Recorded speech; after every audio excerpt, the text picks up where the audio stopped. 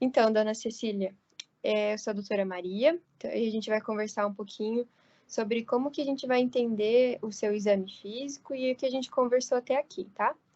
Que você me trouxe de casa e a gente mediu sua pressão e a gente chegou à conclusão de que a senhora tem hipertensão arterial. O que é hipertensão arterial? A hipertensão arterial significa que a pressão está muito alta no sangue da senhora. É isso que significa. Então, para o nosso corpo ele funcionar da melhor maneira, para a gente continuar saudável, não ter nenhuma doença, a nossa pressão tem que estar o mais próximo possível de 12/8, que foi que a farmacêutica te explicou lá, né? Sim. Então, esse 12/8, ele é a mesma coisa que esse 120/80. A gente corta os dois zeros ali, daí ele fica 12/8. Mas ela tem que estar o mais próximo de 120/80. Então, a pressão da senhora deu 166 por 112, se eu não me engano. Então, ela está mais alta do que o ideal. Quando a pressão está mais alta no sangue que o ideal, a gente pode começar a apresentar uma série de doenças no nosso corpo. Ele para de funcionar da melhor maneira. Então, o que acontece? Se a pressão no sangue está muito alta, o nosso coração, a função dele é bombear o sangue, né, para o nosso corpo inteiro. Então, ele bate e bombeia o sangue para o corpo todo. Então, se a pressão no sangue está muito alta, o coração ele começa a adoecer, ele começa a ficar doente, né, por essa pressão aumentada ali no sangue. Além disso, então ele pode fazer doenças no coração, pode causar infarto. Então, além disso, o nosso rim, nossos dois rins, eles são capazes de filtrar nosso sangue. Então, se o sangue está com uma pressão muito alta, ele também faz doença no rim. Então, por isso que a gente tem que cuidar da nossa pressão. Se ela está muito alta, ela vai adoecer o coração, vai fazer o coração ficar doente e também pode fazer o rim ficar doente e ela até pode chegar a produzir a morte, tá? Ela pode chegar a matar. Então, é uma coisa que a gente tem que se preocupar se a nossa pressão no sangue está alta. Além disso, além da senhora ter a pressão alta no sangue, a senhora tem um monte de fatores de risco para essas doenças que eu citei agora. Como assim fatores de risco? Fatores de risco porque aumentam a chance da senhora acabar a fazer essa doença que eu te expliquei. Então, que fatores de risco para fazer essas doenças? A senhora fuma, né? É tabagista. Além disso, a senhora acaba, né, não conseguindo fazer exercício físico, como a gente conversou, né? O seu pai, ele teve um infarto, né? Que a senhora me contou, foi isso? Foi, ele teve um infarto com 54 anos. É muito novo, né?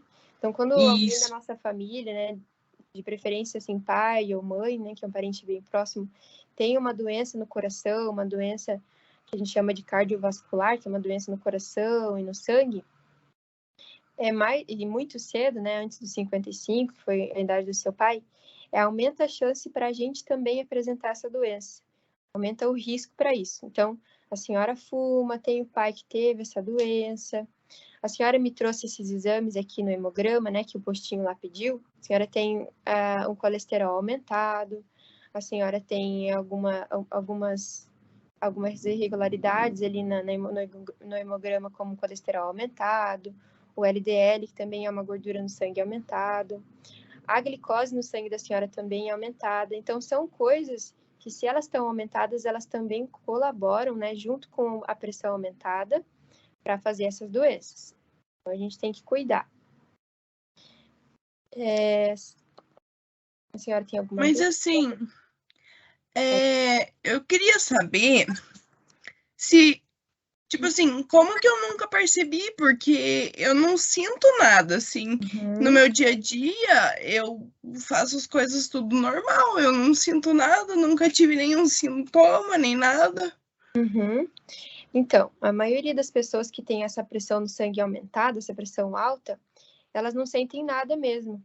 Por isso que ela se chama uma inimiga perigosa, ela é uma inimiga silenciosa, na verdade. A gente chama de inimiga silenciosa porque ela não dá sinais pra gente.